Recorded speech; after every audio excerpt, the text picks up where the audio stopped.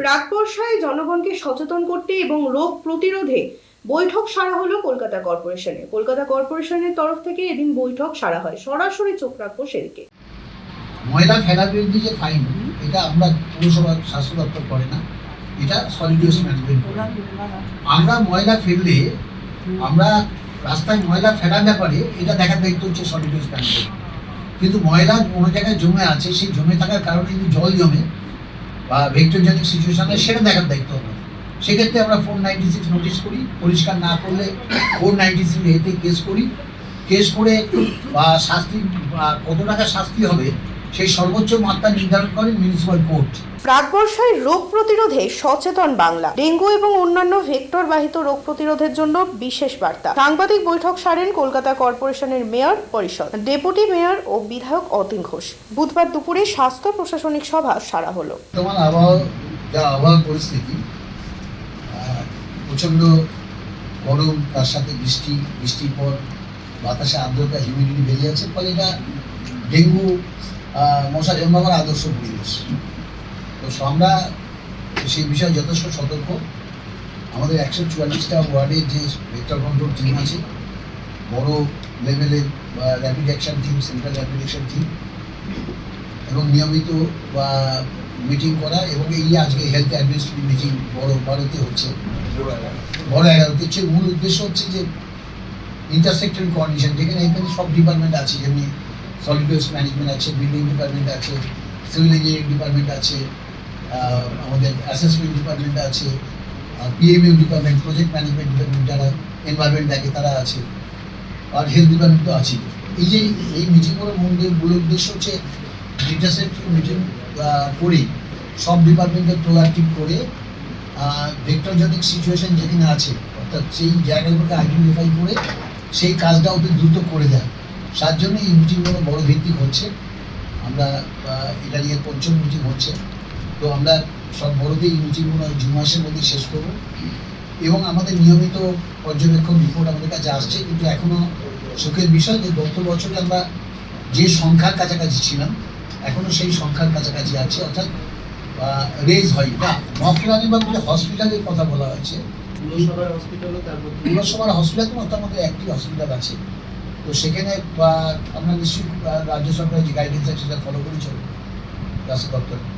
প্রত্যেক বছর dengue malaria হোক বা করোনার সময়ও দেখা যাচ্ছে যে পার্শ্ববর্তী যে জেলাগুলো, সেই জেলার থেকে এসে কলকাতায় সংক্রমণটা ছড়াচ্ছে।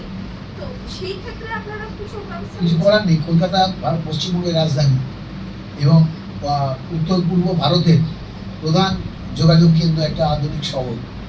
এখানে আমাদের 2011 সেন্সাস রিপোর্ট বলছে যে কলকাতার জনসংখ্যা 45 লক্ষ, কিন্তু প্রতিদিন কর্মসূত্রে কলকাতায় 60 লক্ষ মানুষ আসে।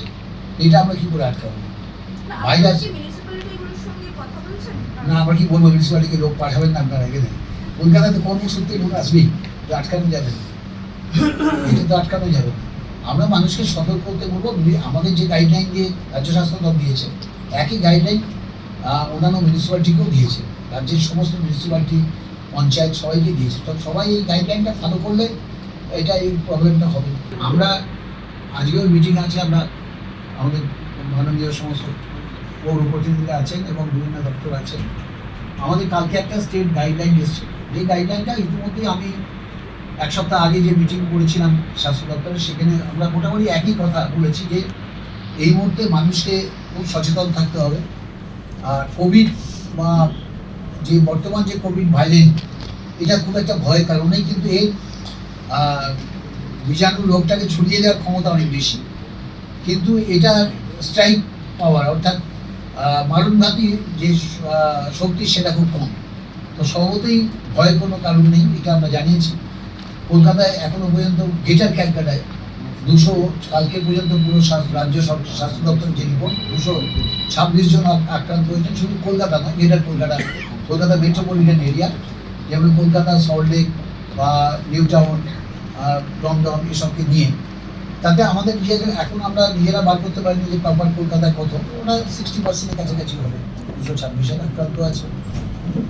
এবং আমরা যেটা বলছি যে পূর্বাজ অভ্যাস, যেটা আমরা 2020 থেকে অর্জন করেছি, অর্থাৎ প্রত্যেকটা মানুষকে স্যানিটাইজ করা, নিজেকে জীবাণুমুক্ত রাখা, বাইরে থেকে এলে বাড়িতে ঢুকে স্যানিটাইজ করা। 2 নম্বর হচ্ছে মাস্ক, ভিড়টাকে এড়িয়ে যাওয়া। শরীরে যাদের সর্দি কাশি আছে, জ্বর আছে, তারা অবশ্যই মাস্ক পরবেন এবং ভিড়ের মধ্যে থেকে এড়িয়ে থাকবেন, জনসমক্ষে কম যাবেন। এই সতর্কতা বার্তাগুলো আমরা দিচ্ছি এবং মাস্ক পরাটা তো এখন মানুষের অনেকের অভ্যাস হয়ে গেছে। আমরা দেখেছি রাস্তাঘাটে করোনা ছাড়াই মানুষ মাস্ক পরে ঘুরে বেড়াচ্ছে, সেটা পলিউশন থেকে নিজেকে বাঁচাতে। তো আমরা সেটাই জোর দিচ্ছি এবং ইতিমধ্যেই আমরা প্রত্যেকটি স্বাস্থ্যকেন্দ্রে একটা নির্দেশিকা ব্যানার লাগাতে শুরু করছি। 2-1 দিনের মধ্যে লাগানো শুরু, অনেক জায়গায় লাগানো হয়ে গেছে। তাতে একটাই কথা বলা হচ্ছে যে নিজেকে জীবাণুমুক্ত রাখতে আপনারা হাত স্যানিটাইজ করুন, মাস্ক পরুন এবং ভিড়কে এড়িয়ে চলুন। এই 3টে বার্তা আমরা এখন মানুষের কাছে দিচ্ছি যে করোনা সম্পর্কে মানুষ যাতে সতর্ক থাকে।